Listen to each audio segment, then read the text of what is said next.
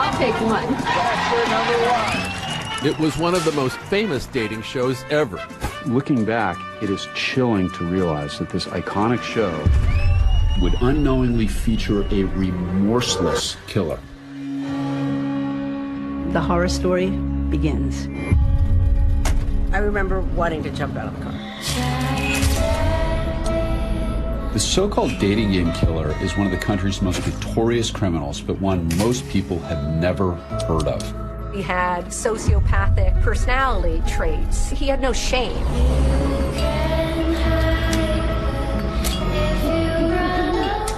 He walks up and down the streets and asks people if he could take their picture.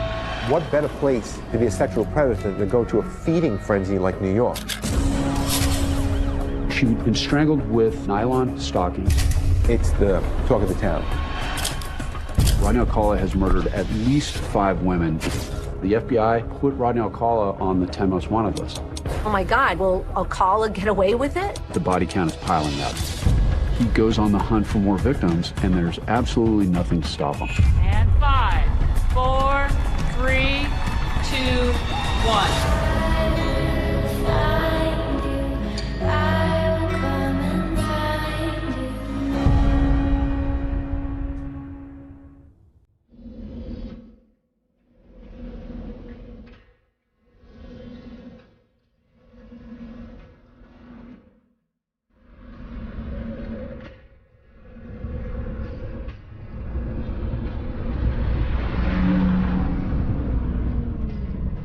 Sometimes I think Chris was probably hitchhiking, probably looking to get away somewhere, and he just probably stopped for her. She's by herself. She could have met him at a gas station while he's filling up. Can you give me a lift? But somewhere along the lines, I think he was giving her a ride someplace. I don't think she had any indication what was about to happen to her.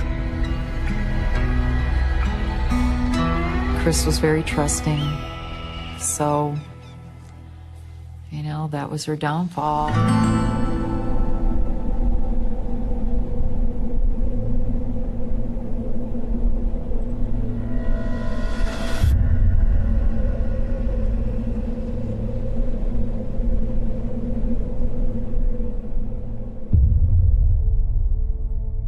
My sister Christine was born Christine Ruth Thornton, but we always called her Chris. She was 11 years older than me. Chris was tall. She was 5'10", dark hair, dark eyes, just, you know, a beautiful person inside and out. In the summer of '77, Chris was just 27 years old. Chris was in San Antonio. She was pregnant at the time. Christine was a free spirit. She kind of went where the wind blew her. She met up with her boyfriend and, you know, had this crazy idea of going to Montana to pan for gold. And my understanding is that they were in southwest Wyoming and had an argument ensued between the two of them, and he left her pregnant and alone, and I believe that's the last time anybody had ever seen her. In the summer of '78, I decided to go down to San Antonio and do some investigating of my own. I actually tried to find her boyfriend, but did not have a good address for him. The San Antonio police refused to take a missing persons report on Chris because she was an adult. I believe throughout all the years that Christine was missing, I think Kathy was always looking for a way to open up that door of where she is. In '82, this herder out in the middle of nowhere comes across a pile of bones, obviously human remains. What they found was it was a body of a 25 to 35-year-old female. Along with her bones were also bones of an infant. There wasn't any identification, and so we remained cold for many years. And investigators never imagined that those bones would lead them to a notorious serial killer, a man I would later be called upon to prosecute. And this photograph, discovered by police, would lead a heartbroken family to their loved one missing for almost 40 years. Her smile shared by a tragic list of young women and girls who trusted a charming stranger, only to discover a dark secret that began back in the fall of 1968. So 68 was tumultuous. It was sort of flower power, free living. It was quite a era and quite a year.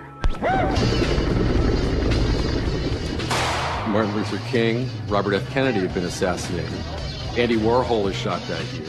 And there have been urban uprisings throughout the 60s. Being a police officer in Los Angeles or anywhere in the country for that matter at that time, everything was anti-war, anti-establishment. And it's commented on by some of the leading vocalists of the day. You had Barry McGuire in 1965 doing Eve of Destruction.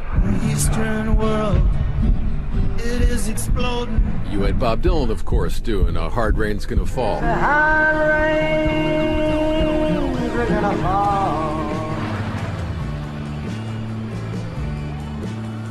So what we're seeing is the influence of the new freedoms represented by the counterculture be appropriated by mainstream culture. And that includes daytime television. That even includes game shows like The Dating Game.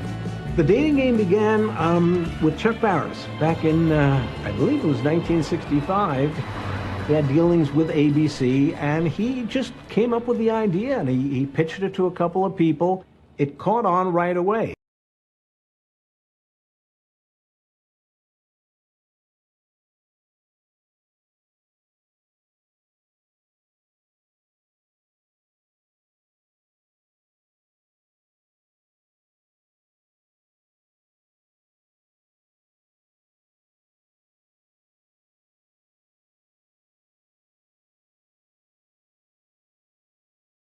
Love and romance, and unknowingly feature a remorseless killer.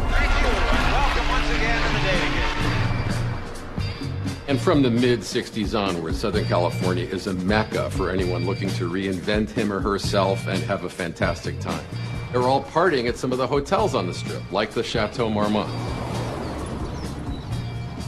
Tali Shapiro was an 8-year-old little girl who lived at Chateau Marmont, which is a famous hotel in California. Her father was a music industry executive. She had a mother and a sister and a brother. And they were living there because their house had gone on fire. And they were staying there temporarily. And a car pulls up alongside of her. And it's this man who says, "Oh, it's okay, I'm not a stranger. I know your parents. I'm friends with your parents." And she thought, well, maybe I'll get in the car. Well, fortunately, a good citizen looks at this and says, I don't like the looks of this.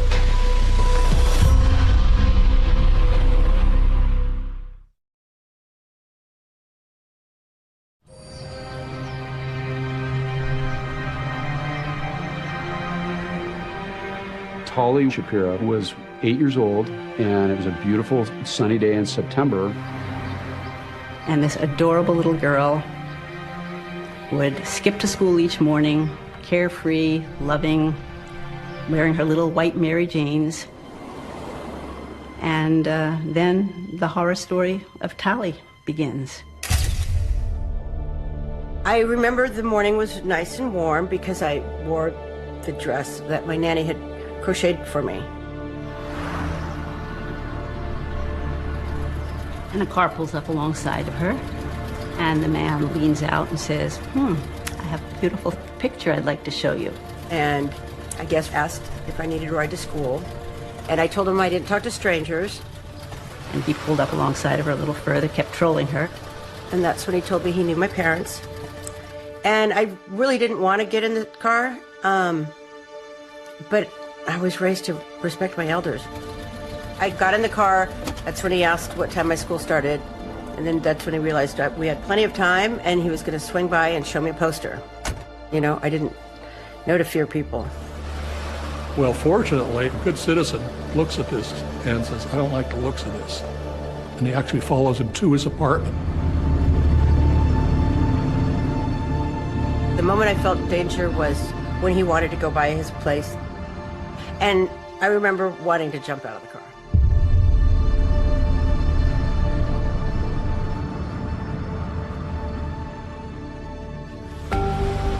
also the Good Samaritan. He actually followed the car to a residence where the man took the little girl out of the car and walked her inside, and that didn't look right. And he calls the police. He says, you know, this is real hinky looking. I don't like it. There's this little girl.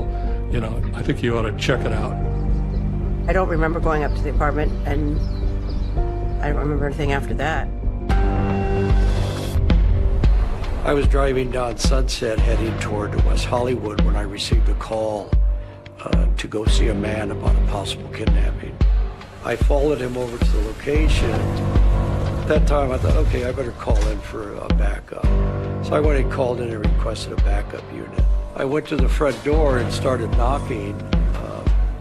I could hear someone running around. So the man came and he opened up the curtains a little bit and peered out and said, "Oh, sorry, I was in the shower. I'll be right there." I see this male person on the other side, no clothes, not dripping with water, no towel. And I said, "Oh, okay, you need to open the door right now. I need to come in."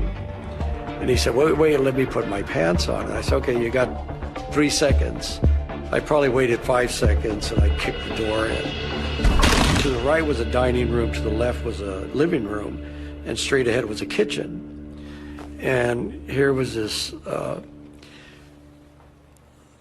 little girl, blood all over the place, clothes, shoes, and a dress thrown to one side. There was coins on the floor. And she had this steel bar across her neck, which probably weighed 2 pounds. And there's an image that I will never forget. It's an image of this pipe used to strangle her with, essentially. Press it against her throat, and more blood than should ever be able to come out of a little 8-year-old girl next to these Mary Jane shoes on the floor of this kitchen. I looked at her, I thought she was dead, she wasn't breathing. The other officers came around, we were looking for the suspect. I went back to check on Telly, and I just couldn't leave her there like that.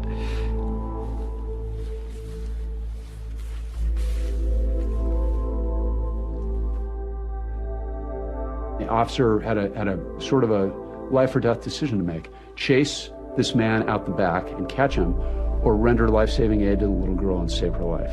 And he chose the little girl.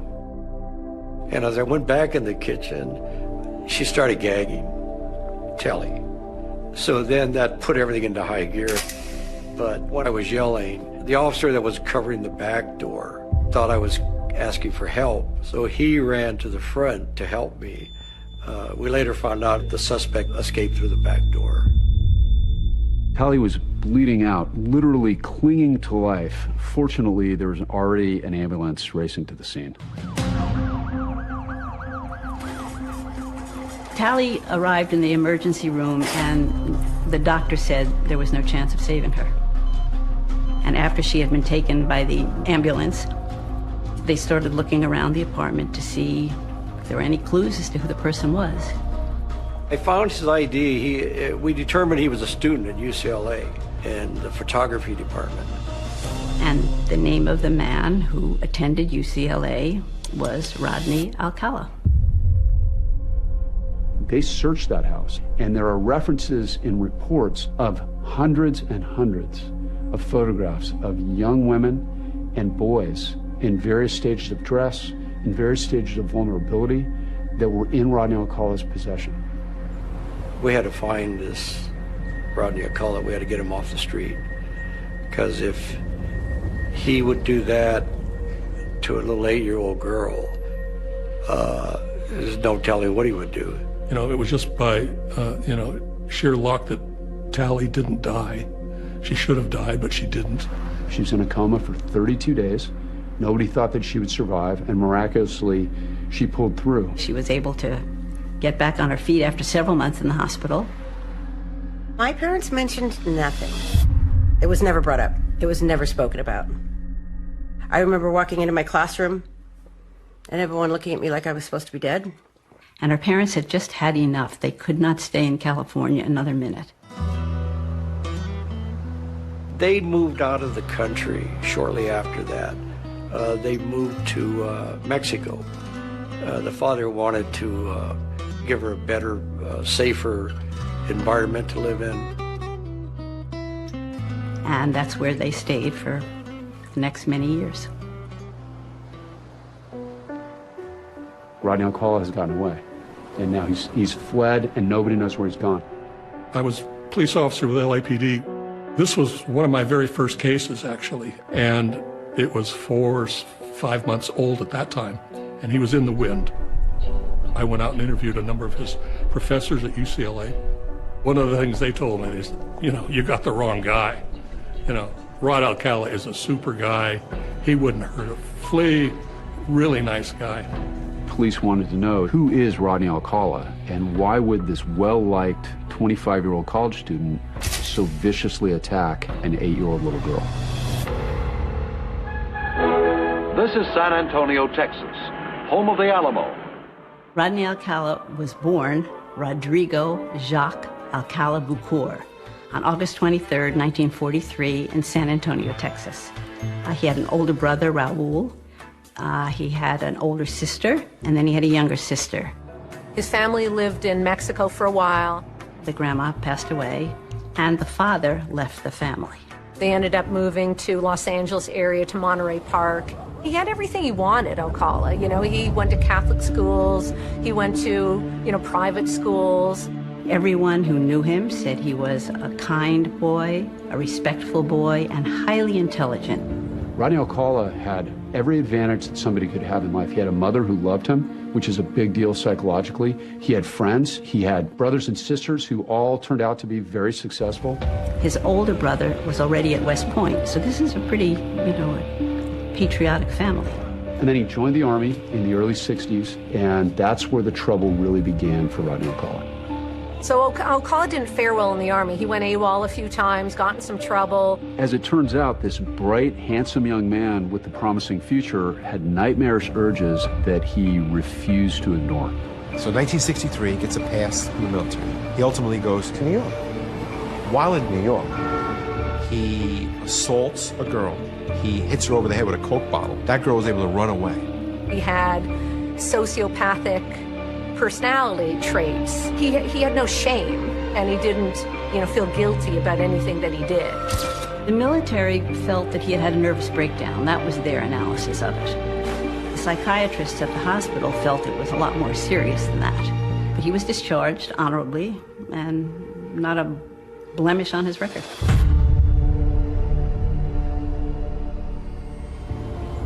So he ends up coming back to California, where he enrolls in the UCLA Fine Arts program as a photography major. So Rodney Alcala is actually attending UCLA and living less than a mile away from Chateau Marmont when he attacks Tali Shapiro in 1968, and then seems to vanish. I was pretty much convinced he'd gone to Mexico because he had relatives in Mexico. So it's been 3 years now since the rape of Tali Shapiro. The FBI eventually became interested in the case and put Rodney Alcala on the 10 most wanted list. So I get a phone call, and it's the FBI in New Hampshire. Say, hey, we've got your guy in custody, Rodney James Alcala. It seemed like an open and shut case, but it was just the beginning of what would become a pattern of catch and release that would continue for more than a decade.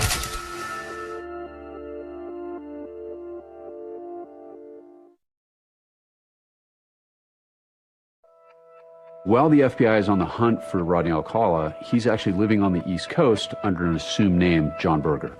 So in 1968, John Berger walks into NYU and applies to their School of the Arts. So there he was in New York, a fugitive, now for 3 years.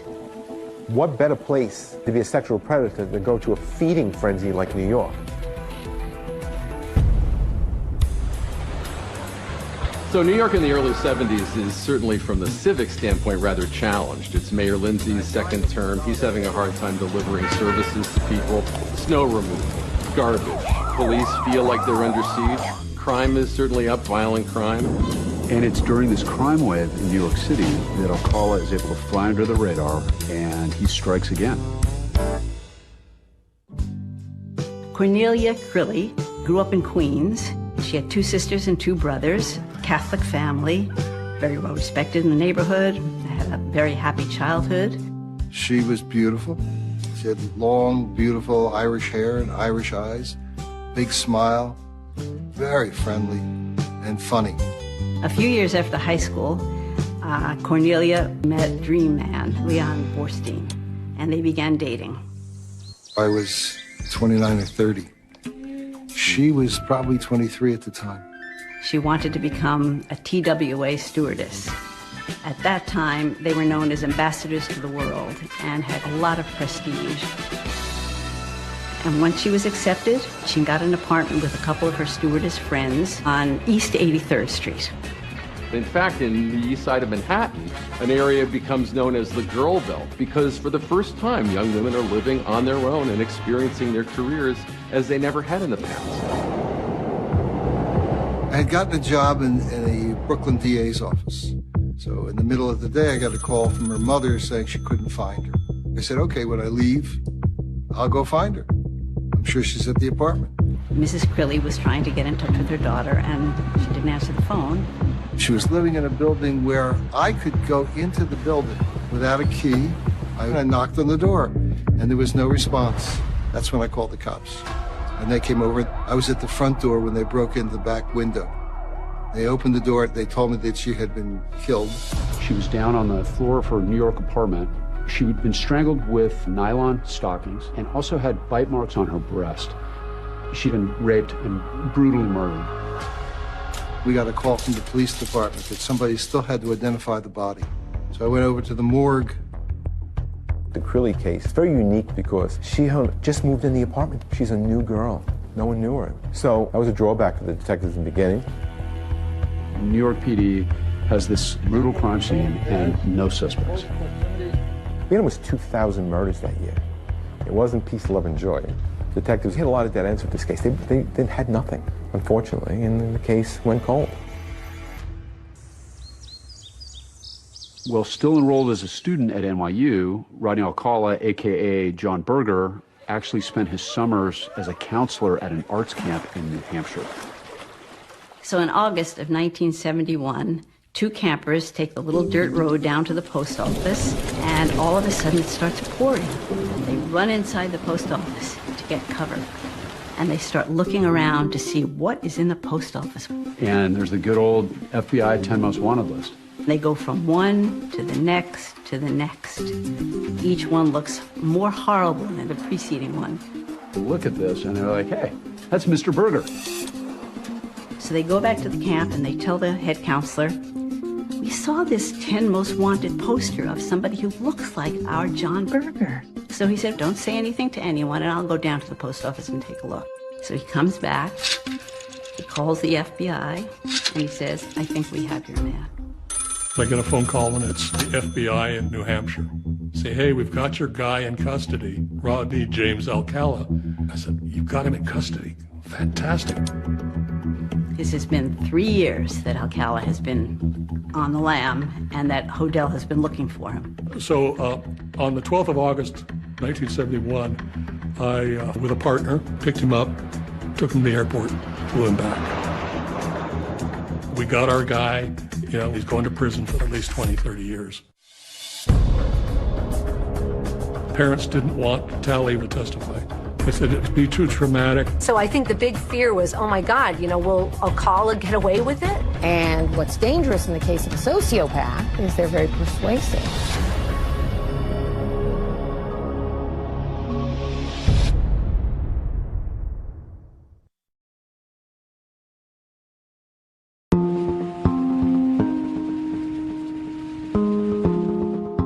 In 1971, Rodney Alcala is arrested in New Hampshire and brought back to L.A. to finally face charges for the rape and attempted murder of Tally Shapiro.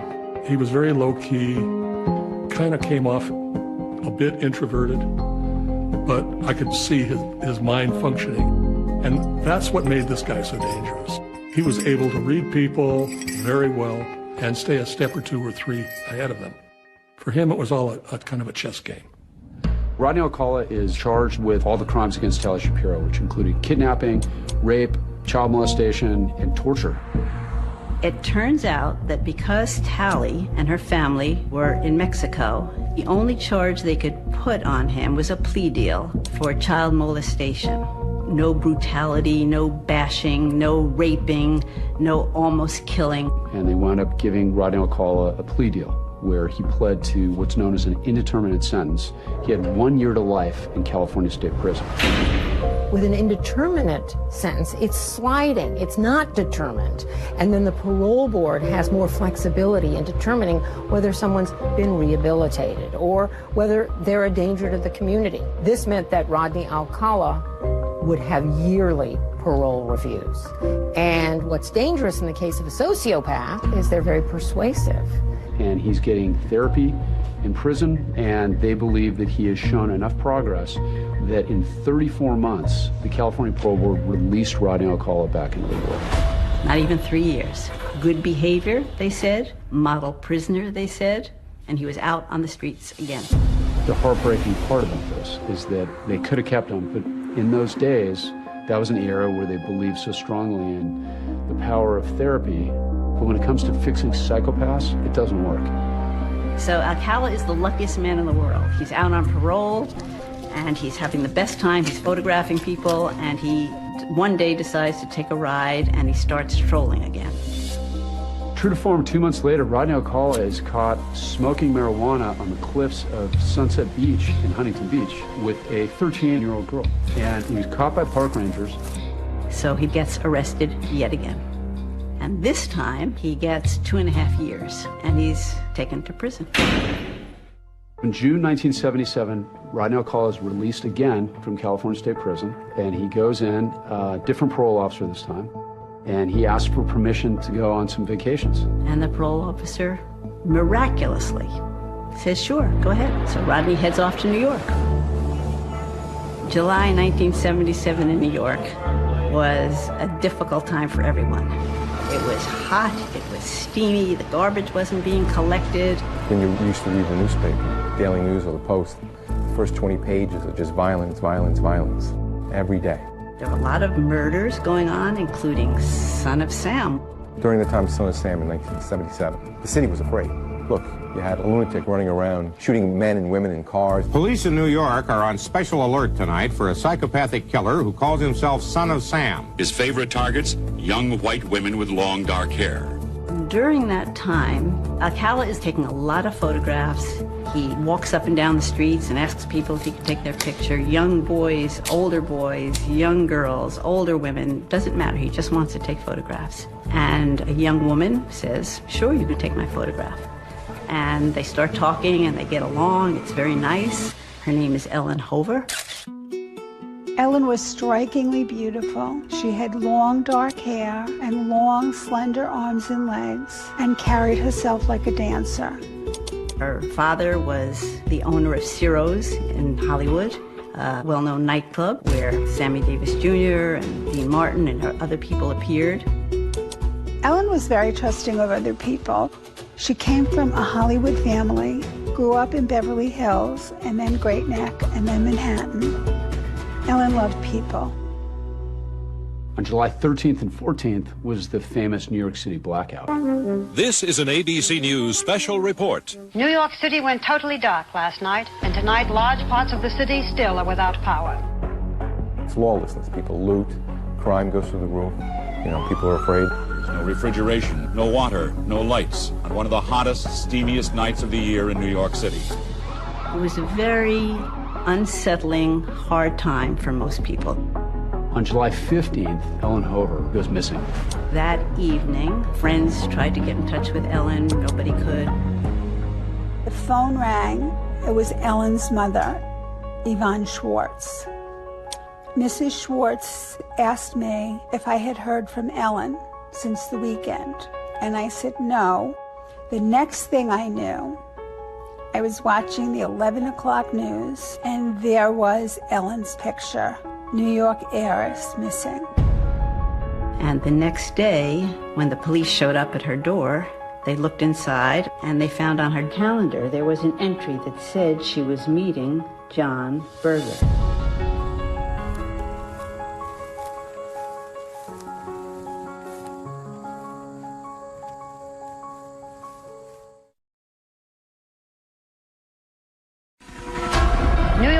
went totally dark last night, and tonight large parts of the city still are without power. Ellen Hover's disappearance was a huge mystery. This was a very big deal, that this socialite, this young woman who was just gone, missing. There was nothing in her background that suggested that she would have run away. It's in the New York Times. It's on posters. It's on the news. It's the talk of the town.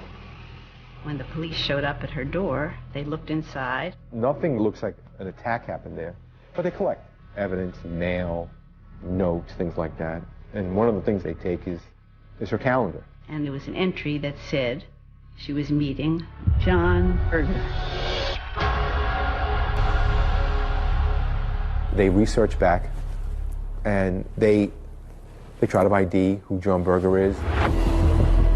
You're talking about a woman who goes missing in New York City pre-computer. And so Rodney Alcala / John Berger was never really on the radar of the New York City Police Department. So Alcala goes back to LA, and he's there actually trying to find a job. Rodney Alcala gets a job with the Los Angeles Times working as a typesetter. You have to put this into perspective. On the lam for 3 years, 10 most wanted, 2 stints in jail, felon. He applies under his own name, Rodney Alcala, and he gets the job. He actually would bring in photographs to show some of the people at his work. A lot of the photos were of nude girls. And I think it was like the time when people didn't really question it. You weren't like, oh my God, you're a pedophile. Like instead they were like, oh, he's just kind of strange. You know, he's very artsy. So 5 months after Alcala is returned to LA, the FBI is actually able to connect the dots between Rodney Alcala, the name John Berger, and the notes found in Ellen Hover's calendar. So Rodney Alcala was eventually questioned by the FBI in relation to the disappearance of Ellen Hover, and he admitted being with her. Where did you meet Ellen on the 15th? He said he had taken her up to Westchester to take a picture. They had a lovely time, and that was it. Never saw her again. Did he recall like dropping her off? That was it. At that point, they still had not found a body. Other than him admitting to the crime, saying, I killed her, there wasn't enough to arrest him. This is Bill McCreary in North Tarrytown with a story about the discovery of the body of a millionaire's daughter missing for the past 11 months. Ultimately, she's found. It's almost a year later. She's found up in an area by the Rockefeller estate. They found clothing of hers nearby. They went back to the same site and they discovered her remains. But it's all skeletal. She's identified through dental comparison. Well, police are able to positively identify the remains of Ellen Hover. There is no forensic evidence that leads them to her killer. 1970s was considered a serial killer central. You have the Hillside Strangler, the Night Stalker, 2 freeway killers. You have the Bedroom Basher. Elsewhere, you have Ted Bundy and John Wayne Gacy killing people in Chicago. Recently, there's been a rash of mass murders. 1977 through 1978, many women were murdered. Police in this era are lacking a lot of the investigative tools they have today. There's no DNA. There's no surveillance camera around every corner. People aren't walking around with a GPS in their pocket. All of these things lead to this sort of perfect storm for Rodney Alcala, where he's able to remain one step ahead of police, and he goes on the hunt for more victims, and there's absolutely nothing to stop him.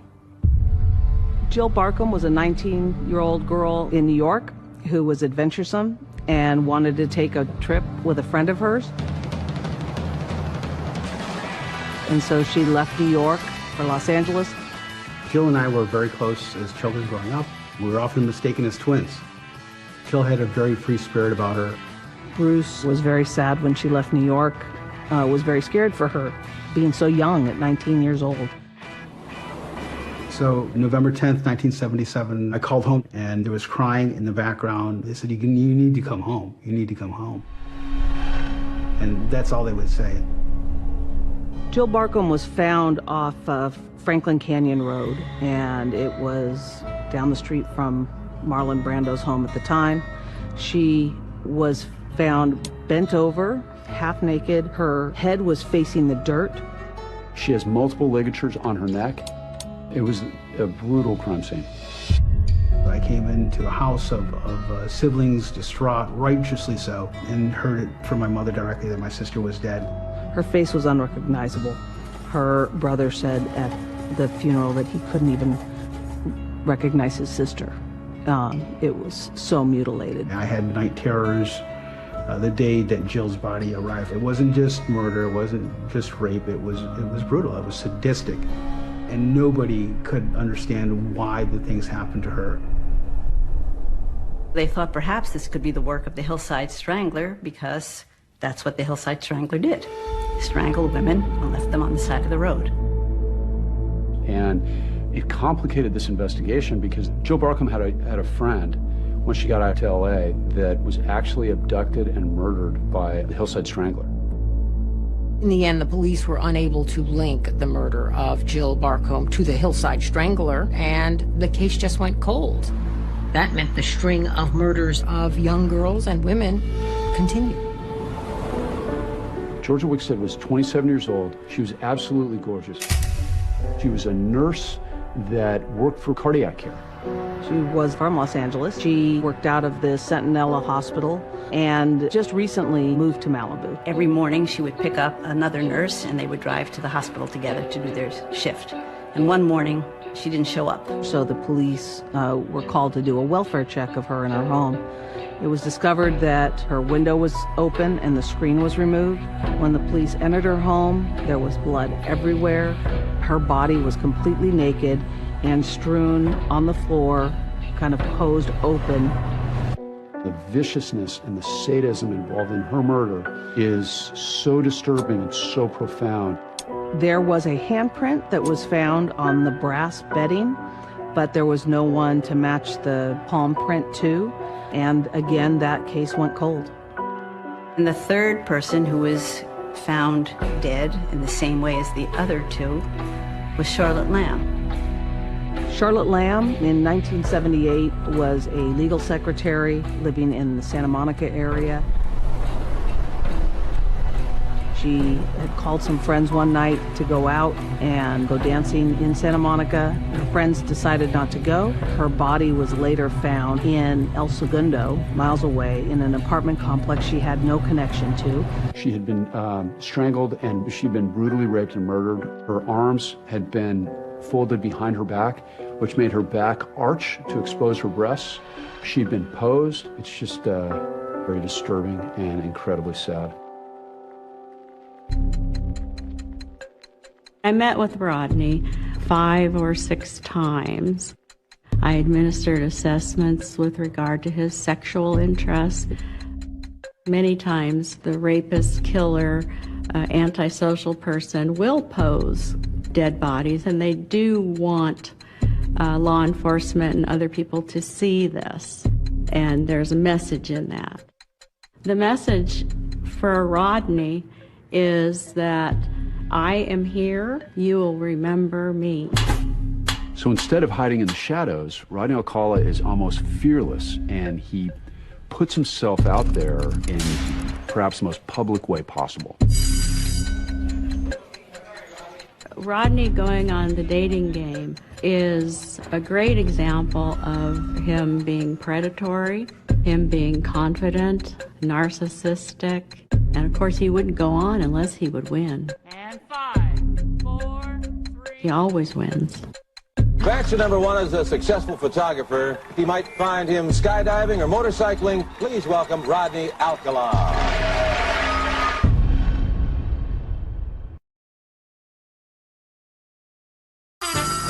Please welcome Rodney Alcala.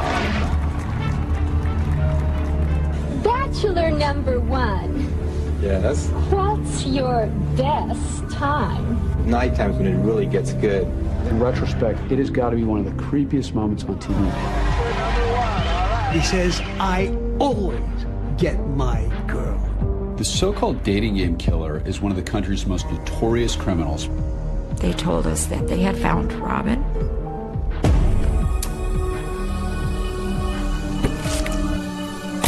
It was devastating.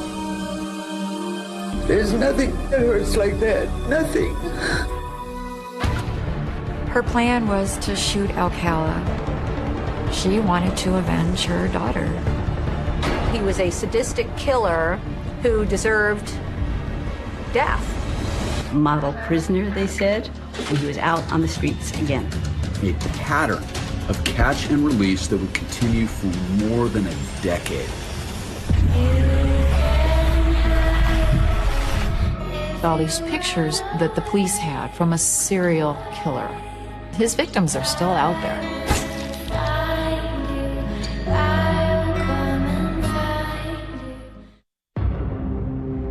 So by 1978, the body count is piling up. Rodney Alcala has murdered at least 5 women on 2 coasts and almost murdered a little girl, and he's just about to make his primetime debut.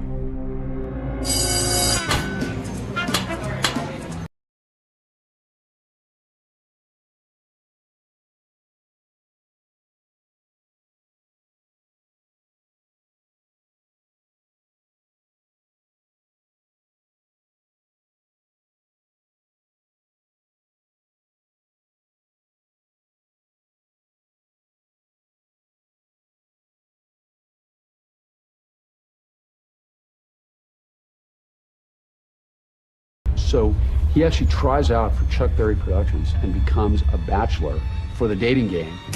He was very striking. I don't know, there was a boldness about him, and he had long black hair. He was just a striking looking person. In terms of putting him on as a contestant, I think on the form I wrote NW, which was my symbol for no way, no darn way, is this guy going to be on the show?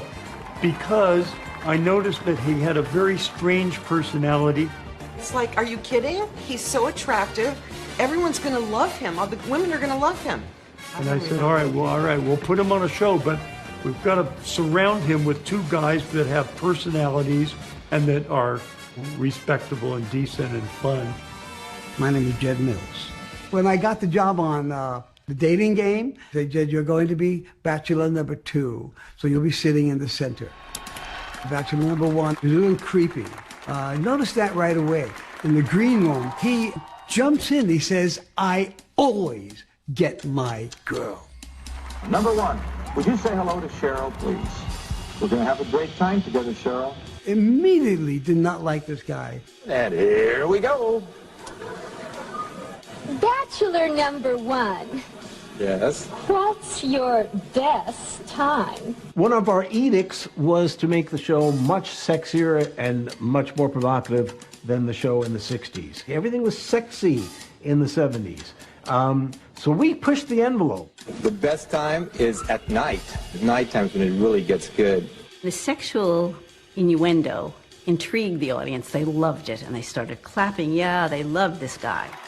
Oddly enough, 42 years later, I still remember Cheryl Bradshaw. She did voices. And she says, suppose I was auditioning you for a private class, and you're a dirty old man. You're a dirty old man. Take it. Come on, over here. In retrospect, it has got to be one of the creepiest moments on TV. The audience is beside themselves. They love this. Cheryl Bradshaw asked about what kind of food he would be if she was going to serve him for dinner. I'm called the banana, and I look really good. Can you be a little more descriptive? Peel me.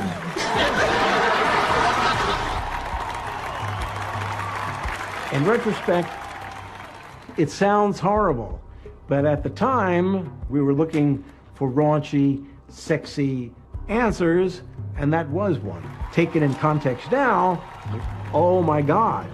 Rodney's motives for going on the dating game are, in my opinion, part of his personality disorder. He wants a lot of attention, and he believes he should have it.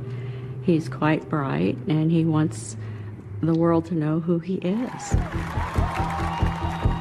When it became time for the Bachelorette to choose number 1, number 2, or number 3, she said, Well, I like bananas, so I'll take 1.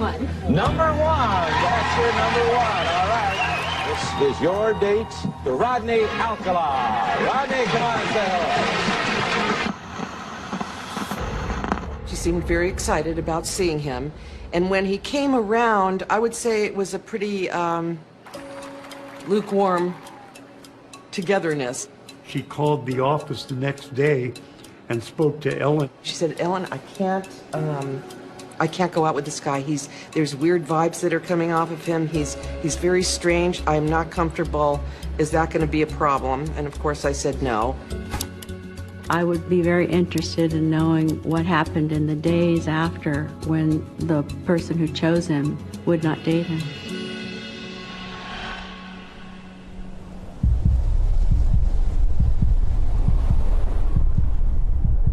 Jill Parenteau was a 21-year-old college student and data entry worker.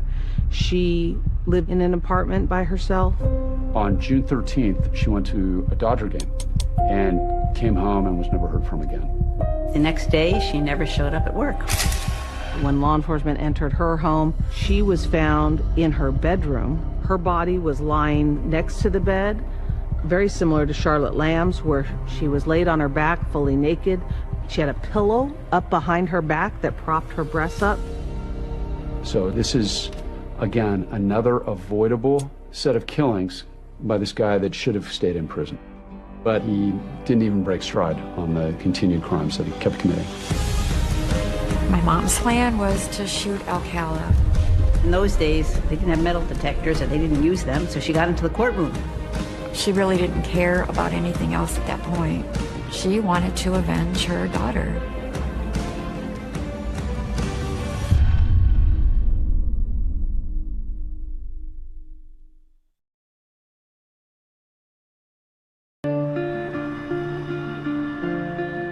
In 1979, Rodney was living at his mother's house where he had a separate entrance, and perhaps he lived there because he didn't have to pay any rent. He had taken a lot of nude photos, and he would send these photos to New York and get paid for them. And they would go into pornography magazines. That's what he did. Not only was Rodney on the lam for 3 years, 10 most wanted, 34 months in prison for tally, 2.5 years in prison for a felony of giving drugs to a minor. He's out. He's free. He's on the prowl again.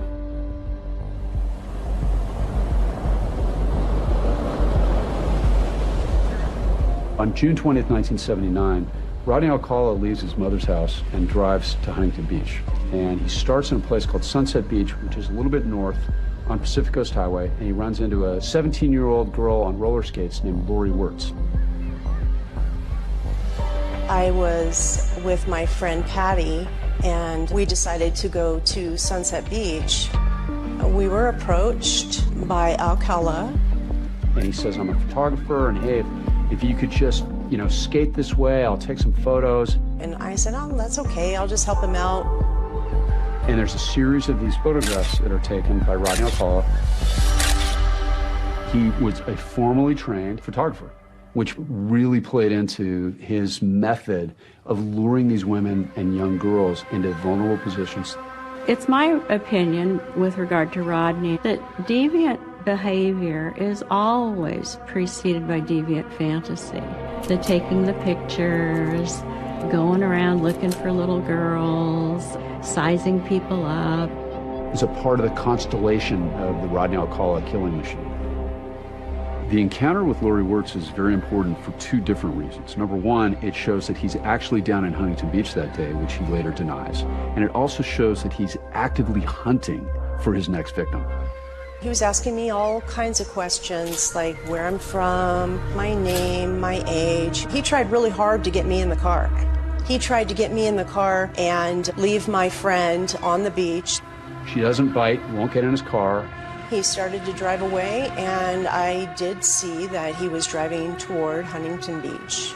Huntington Beach in 1979 in June was chock full of kids and sunbathers and rollerbladers and people walking on the boardwalks and just having fun. The vibe in Huntington Beach back in the 70s was pretty easygoing. You felt safe. Robin Samso was a 12-year-old, blonde, blue-eyed poster child for athleticism and healthy lifestyle. I'm Robin's oldest sister. We are 2 of 4 children, 2 boys and 2 girls. Robin was the baby of the family. Her brothers, sisters, and mother all doted over Robin. She always had a spirit about her. I mean, everybody that met her fell in love with her. Rodney Alcala winds up on the beach talking to Bridget Wilbert and Robin Samso. When Robin and I crossed 14th Street is when I believe he spotted us. And what he's doing is he's saying, hey, I'm a photographer, you're beautiful, you could be a model, how about you let me take pictures? And I was having none of it. I was like, no, no. And he reached out and put his hand on Robin's leg. And that's when I grabbed her. I said, like, no, this isn't good. So one of the moms comes over and is like, who are you? Why are you talking to him? And he scurries off like a cockroach. Robin had to be at a dance class at 4 o'clock, so she and Bridget went back to Bridget's house. It was time for Robin to be going because she needed to be in the ballet studio to answer phones. That was how she paid for her ballet. Robin was running late, so Bridget let her use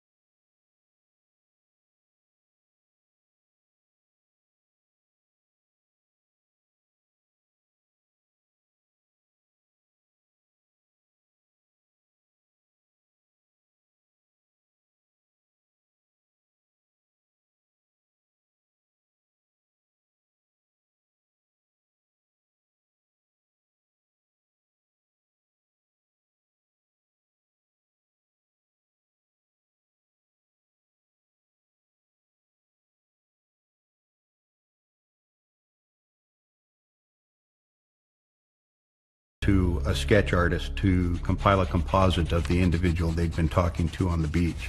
And when I was done, I was like, that's him. That is him. It's Rodney Alcala. I mean, you look at that and it's Rodney Alcala. Approximately 12 days after Robin went missing, a park ranger in the Sierra Madres at a location called Chantry Flats located some human remains. But she's been scavenged. And what that means is animals have eaten her. During their search of the area, they also found a shoe that was identified as belonging to Robin and a beach towel. And that's how they found this beautiful 12-year-old girl. I remember I was laying on the couch and the doorbell rang. And I answered the door, and it was the police. They came in and they told us that they had found Robin. And my mom broke down, as well as everybody else, my brothers and I. It was devastating. Her mother, wanted to see her daughter's body, and they had to explain to her that there is no body. There's a skull and there's bones. My mom she was never the same. It's like her life just had this big empty hole and everybody else was just on the outside looking in. They arrest Rodney Alcala at his mother's house in Monterey Park. After that, they obtained a search warrant for his mother's residence where he was living. They get inside Rodney Alcala's residence and they see a receipt for a self-storage facility in the city of Seattle. So in really good heads-up police work. Paperwork is not a part of the search warrant, so they cannot collect it. But it's in plain sight, so they write down the information. One of his sisters went to visit Alcala in jail, and they started talking about the storage locker. And Rodney Alcala is overheard saying words to the effect of, well, it's good that they don't know about the storage locker. The cops actually overheard the conversation. And they get inside and they find a treasure trove of evidence. I mean, it breaks the case.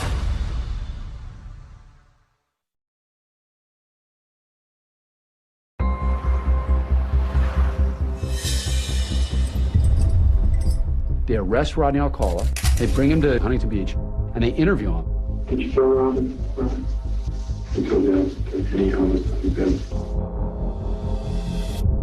After the police interview him, he's very savvy and he gives up very little information and he essentially denies all wrongdoing.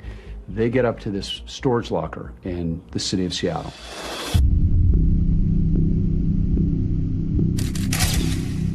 They find thousands of pictures of young people, older people, all kinds of people in compromised positions. They also find various forms of jewelry, a bunch of different earrings and little keepsakes. Those are trophies. For Rodney, it's his vehicle for power and control. That's why he keeps things. I remember them asking my mom to the police department to come and identify some things that they found at a locker in Washington. 2 of the earrings found were gold ball earrings. Robin was described as wearing those earrings on the day that she disappeared. In 1980, Rodney Alcala was tried for the murder of Robin Samsoe. One of the stories that Marianne Connolly, Robin's mom, told was that during the 1980 case, she actually showed up with a gun. Her plan was to shoot Alcala. She really didn't care about anything else at that point. She wanted to avenge her daughter. In those days, they didn't have metal detectors, or they didn't use them, so she got into the courtroom. I remember she was very calm. She just kept saying, everything's gonna be okay. Everything's gonna be okay. The trial began, and she had her hand on her purse, and she was ready to kill the man who had murdered her daughter. I do remember her telling me that she heard Robin's voice and told her not to do it. So she had changed her mind. On May 8th, 1980, the jury on the Robin Samsoe case deliberated less than 5 hours. Rodney Alcala was convicted and sentenced to death. He was taken to San Quentin, where he was put on death row.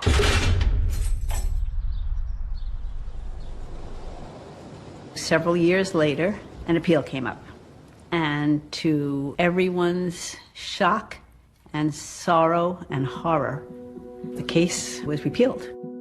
The verdict was overturned by the California Supreme Court because the justices determined that the jurors in the trial had been improperly informed of Alcala's prior sex crimes. I think that there's been a gross miscarriage of justice for being found guilty of something that I didn't do. In 1984, we learned that Alcala was getting a new trial. Once again, my mother was completely destroyed. Just can't believe that we have to be punished for what he did. And that's really what it amounts to. We're the ones that are being punished. It means nothing to him. In the 1986 retrial of Rodney Alcala, a new prosecutor was assigned. He was very confident in his ability to be able to get a conviction on that. 7 years to the day of Robin Samsoe's disappearance, the second jury convicted Rodney Alcala and also recommended that he be sentenced to die. The second time he was found guilty, and he got the death penalty again, and we were extremely happy. One would think that's the end. He's now going to spend the rest of his life on death row until he gets executed. Well, that wasn't the case. In 2001, Rodney's death penalty was again overturned. At this point, it's important to remember that Rodney Alcala has been in custody ever since being accused of murdering Robin Samsoe in '79.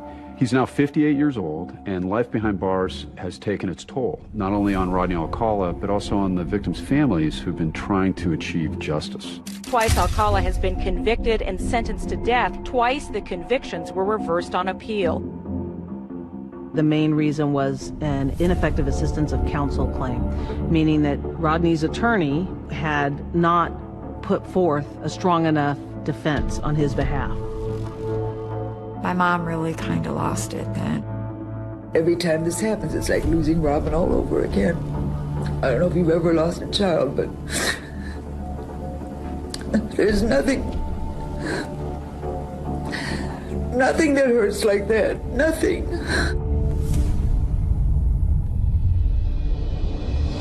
Amazingly, at this point, Rodney Alcala has escaped the death penalty 2 times, and now these victims and these families are going to be turning to me and my team to ensure that he's punished for this once and for all.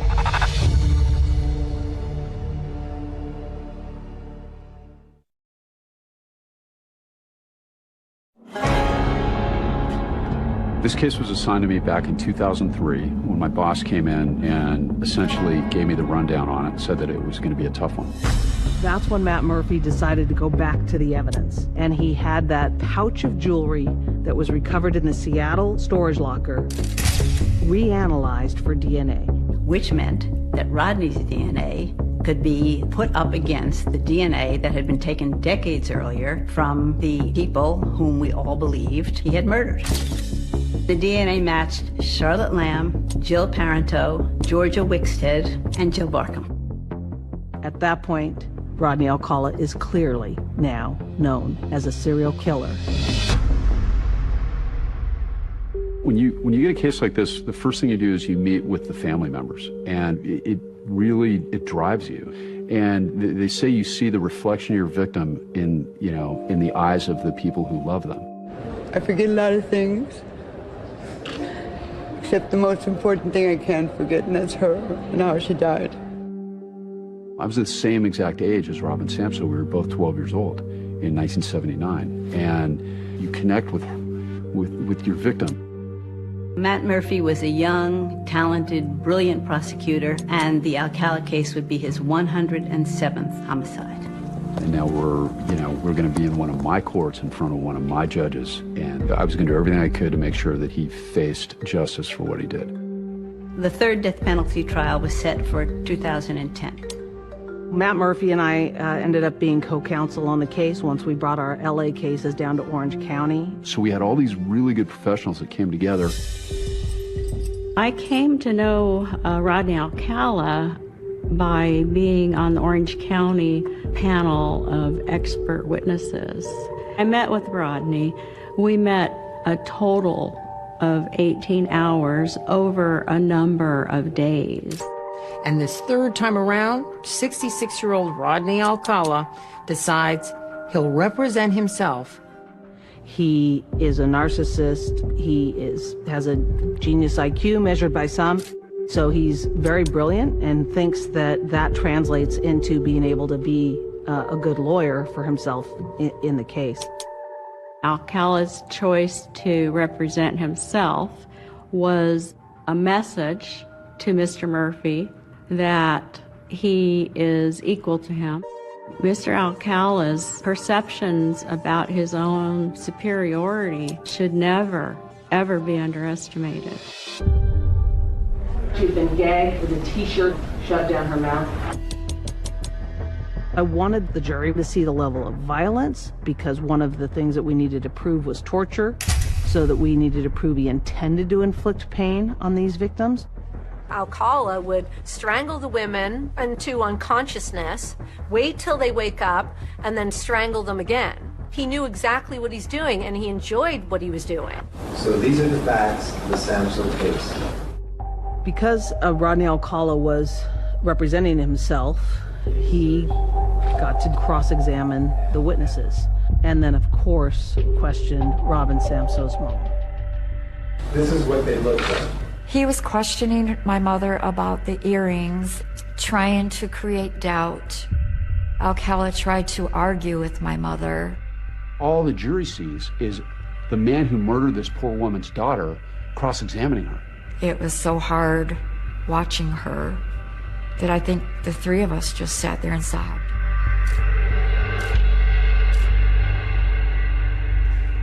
Robin Samsoe's day in court is today.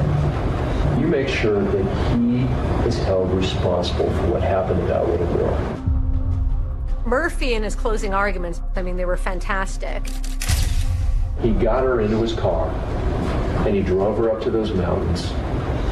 And Rodney Alcala smashed her face in when she was still alive. He brutalized her. He was rattled after my closing argument, because that's when he first learned, he wasn't as smart as he thought he was.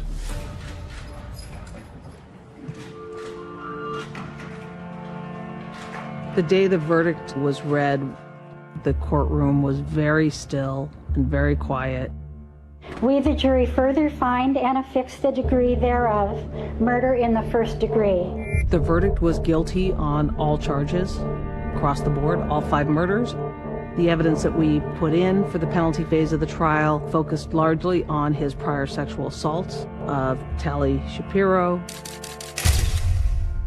When Matt reached out to me in 2010, he was pretty adamant that he really needed me to come forth and help put Alcala away. So now we've come full circle from 68 to 79. So bringing Tali Shapiro in as the one who lived, as the one who got away, is very important for a jury to see what a monster Rodney Alcala is. I was there for the Samso family. I've never been the victim. I've always been the survivor. If you decide that the death penalty is appropriate punishment, you shouldn't feel too good about it. After hearing all the evidence, the jury went back to deliberate one more time, and they came back with a verdict in a little less than 2 hours. We, the jury, in the above entitled action, determine that the penalty to be imposed upon defendant Rodney James Alcala to be death. I feel like Robin's life meant something, even in 12 years. She stopped him from killing anybody else. And I believe that if you would have told her that God was going to use her for this purpose, she would have been okay with it. I just pray that I live long enough to watch him be executed. I only wish that I could be the one to administrate the injection.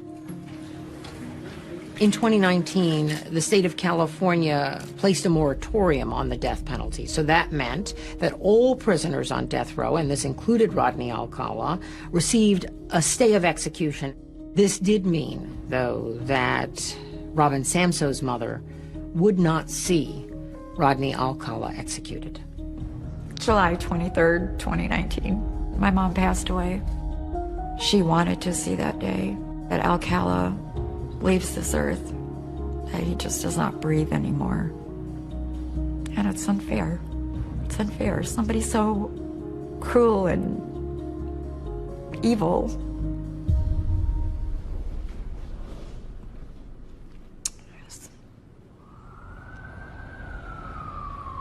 Cold case investigators tonight saying they have solved 2 of New York City's most notorious murders. New York had been investigating cases involving Rodney Alcala, a murder in 1971 and a murder in 1977. Although Alcala is already on death row in California, he will be extradited here to go on trial for killing the 2 New York women. They decided to charge Rodney with the 2 New York murders. He conceded that he did kill the 2 women in question. I was surprised that he pled guilty. I think ultimately he knew he was going to be convicted. Mr. Alcala got 25 years to life, which is the highest sentence under the law. After the trial, the Huntington Beach Police Department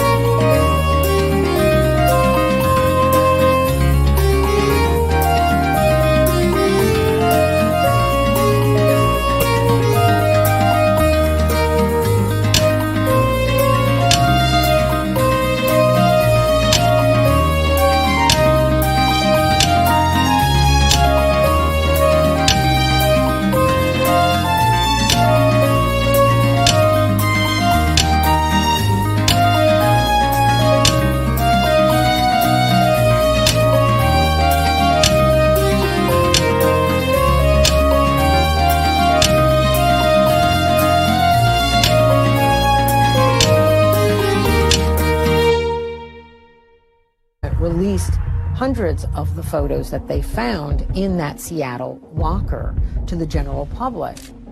Police don't know if any of the people in these pictures were victims of Alcala, but hope the public might be able to help identify them. After the Huntington Beach Police Department released those photographs, the decades-old mystery of Christine Thornton was about to come full circle. My son sent this email to me with all these pictures in it that the police had from a serial killer. That was her. That was definitely her.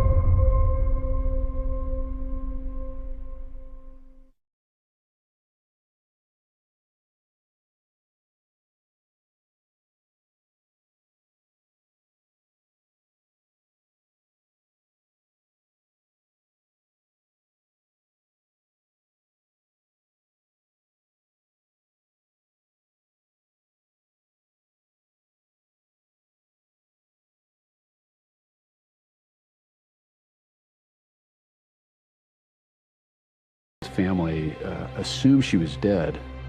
She just vanished out of their lives.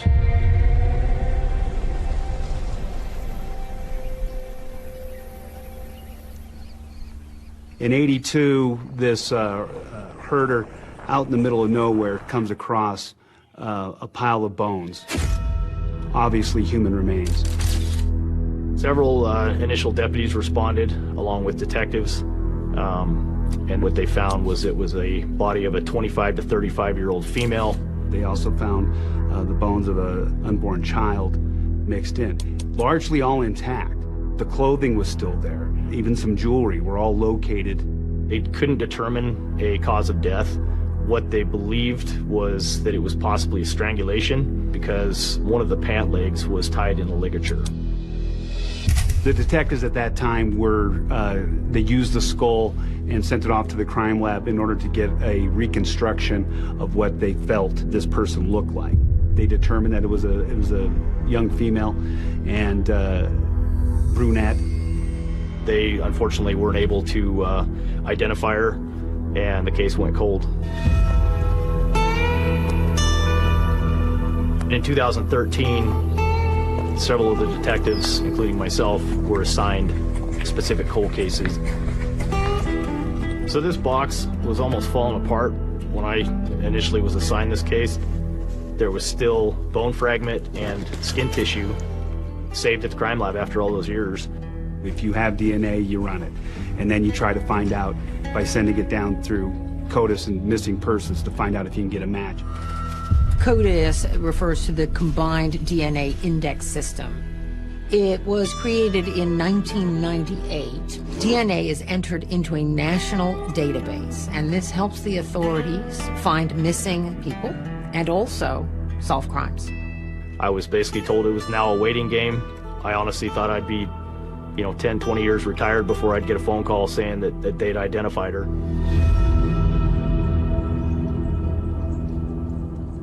So in 2013, my son sent an email to me knowing that he had an aunt that he had never met. He knew the story that she went missing, and he came across this article with all these pictures in it that the police had from a serial killer. Her son found the website that had all the pictures that they found in Alcala's locker up in Seattle. She looked through all these photographs and kept stopping at that one photograph of beautiful brunette seated on the back of a motorcycle. And I'm like, I think that's Chris. And sure enough, I looked at her little pinky toe, which I remember. It just was very distinctive. It curled up on her other toes. And, I kind of knew that was her. That was definitely her.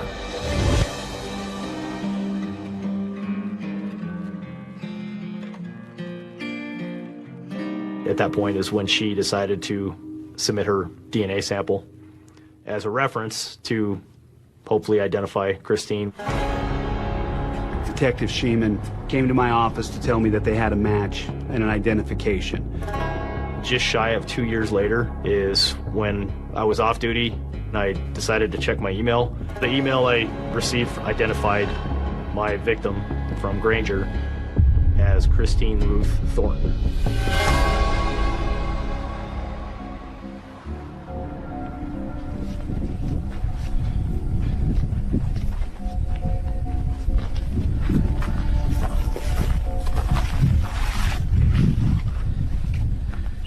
So this is the copy of the photo that was found in Rodney Alcala's possession. Trying to match this photo out in the Granger Prairie seems almost impossible, but we were able to match this photograph up just based off of two different ridges. You can actually hold this picture up and actually show that this is almost the exact area that this photograph potentially was taken back in 1977. And here we are in 2020. It was pretty shocking to find this area and to know what transpired here all those years ago. We spoke to detectives with the Huntington Beach Police Department and put a timeline together. So in July of 1977, with the permission of his parole officer, he's allowed to travel back to New York. And Rodney Alcala wasn't flying. Rodney Alcala was driving. So Rodney Alcala leaves New York, comes back to Los Angeles. And we determined around the time that Christine was killed, he had been traveling across the nation. The motorcycle was actually owned by Rodney Alcala, and they were able to find that motorcycle in his possession. There's no rhyme or reason how these two people, one so good and one not, cross paths and end up there. I thought we had enough evidence to possibly charge him, but before we did that, I wanted to speak with him. I've done hundreds and hundreds of interviews in my career, but I told myself, how the hell do you interview a serial killer?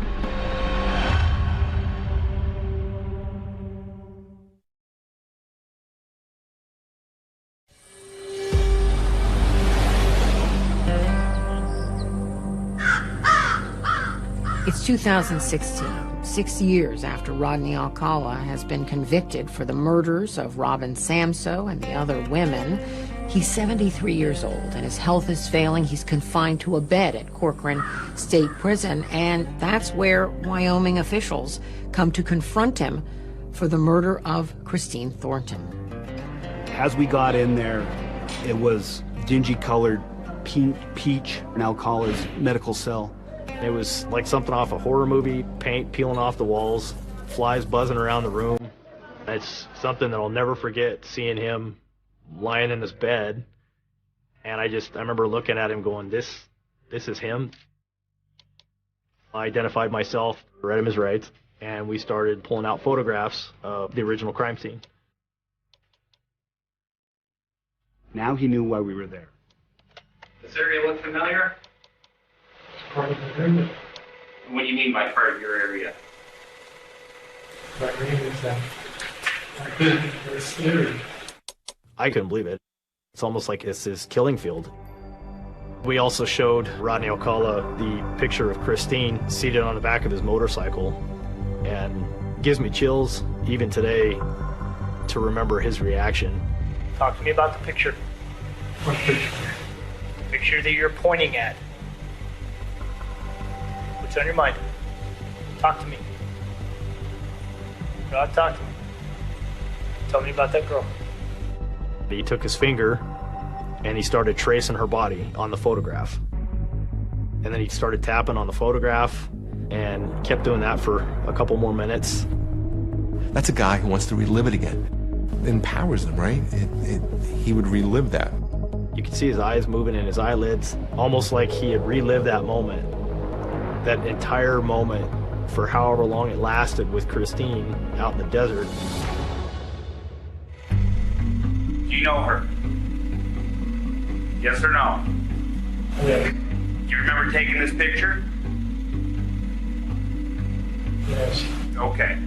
Now the question is, Mr. Alcala, how did she end up dead? Did you kill her? Yes or no, sir? When it comes to the big question, he's not going to give it to you. But we got him to admit that he was there. And we got him to admit that he knew Christy. And that's all we needed. So Rodney Alcala was eventually charged with first-degree murder in Sweetwater County, Wyoming.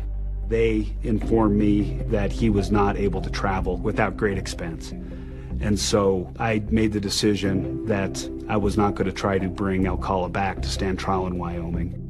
Best place for Rodney Alcala is exactly where we left him. Seeing that jail cell and that setup that he's in, he's where he needs to be. It was disappointing that we weren't going to get a conviction on her murder, but the good thing about all of this is that this man has been brought to light as being a serial killer. His victims are still out there. Over the years, Rodney Alcala was given multiple opportunities to disclose those victims, whether part of plea deals, to avoid the death penalty, but he continuously refused to give up that information. He has memories that he has kept secret from everyone. That power gives him gratification, and him having